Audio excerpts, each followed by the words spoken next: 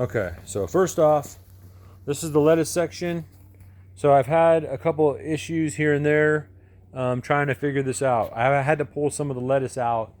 What happened was is some of the lettuce I had in there, um, it can't handle the extreme heat out here, even when I'm watering it every day. So I pulled those out. But then these lettuces were doing well, and I've harvested plenty of them.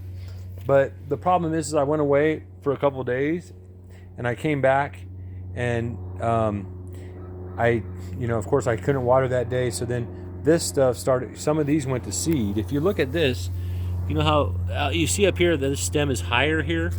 That means this right here. So that means it's getting taller in the middle, right? If you look over here, it's not. It doesn't have that. See? So that means this lettuce right here is good still, and it's not. It hasn't went to seed. But this one might have. So I'm gonna have to take a look when I cut it, and then what I'll do is I'm gonna harvest this stuff. I'm gonna see if anything grows back the way it's supposed to grow. But the way it's supposed to grow is down like these right here, and all my before it was all lined up, and everything was growing well without going to seed. So the other issue I've had out here is that I tried to grow over here in this bed. I tried to grow spinach, as I talked about in one of the other videos, and the spinach went to seed automatic just immediately. I had these blue covers covering these beds, all these beds, but apparently it's not going to be enough, considering the extreme heat out here in northern Nevada, for spinach. But lettuce did grow for a while, and then now it went to seed. So we'll see. I'm going to harvest this today, and then we'll see what happens on the next video. But I just want to show you guys kind of, and I'll give you an update in the next video. So there's my little apple tree. So this year I've had a lot of apples, a whole bunch of them. And they're small apples, and they get bigger, So of course, I don't eat the little small ones, but I've noticed that they get to be decent size, like it's just like small apples you can buy in the store, the little small apples. And then they're really sweet. I was really impressed with the apples. So, okay, so anyways, there's the lettuce, and like I said, next year what I'm gonna do is, or this end of this year, I'm gonna be growing this stuff inside in my in those little seed growers I have. I'm gonna grow the lettuce, and I'm gonna grow the spinach, so I can have spinach inside. So, okay, so then I actually planted an eggplant recently.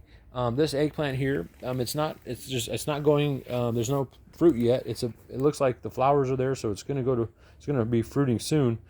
But that thing grew pretty quick. So this thing, I should get some harvest.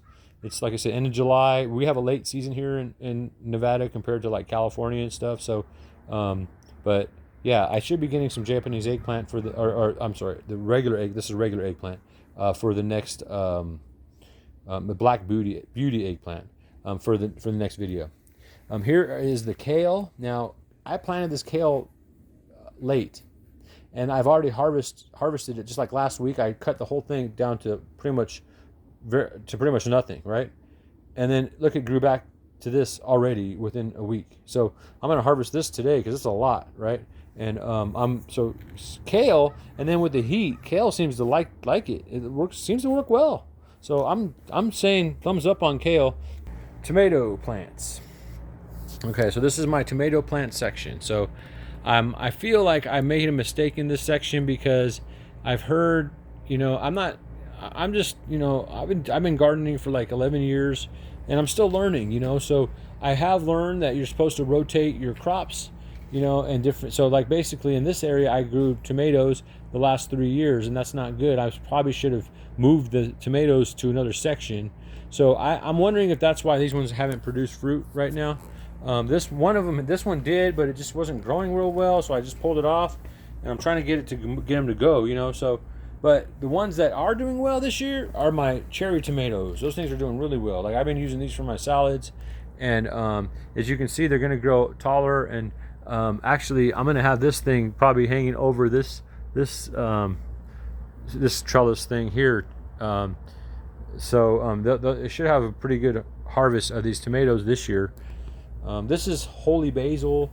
This is more of a pollinator, so this draws insects, attracts insects. It's good because tomatoes and basil, they get along great. They like each other. So, but the insects also, you know, the bees and stuff, they can go around and help pollinate the other plants.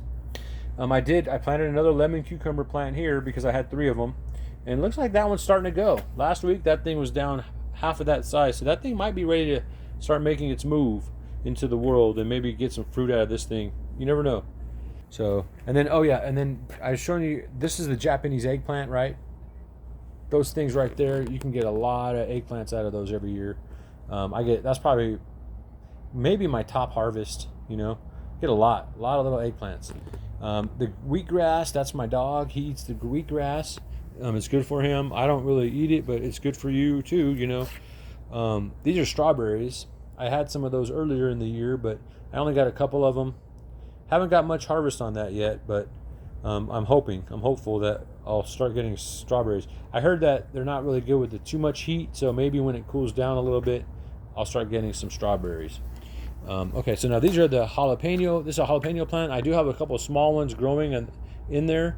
So in a couple of weeks, those things will be ready to harvest. And then after that, this thing will be nonstop, just producing jalapenos. The bell peppers, you can see there's little baby bell peppers there. They're growing. They grow consistently. But this plant has small bell peppers, not big ones. I don't know why. I guess I got the wrong plant. But it's good. They're still good, you know. That's a habanero plant. That's going to take a little while, but once there already are some you know, some peppers in there, but they're going to take a while because they got to go to green and the orange and all that stuff. So they're going to take a little while. Last year those were my last harvest, but they were awesome. Oh my goodness, they were so amazing. Okay, so then I went through these.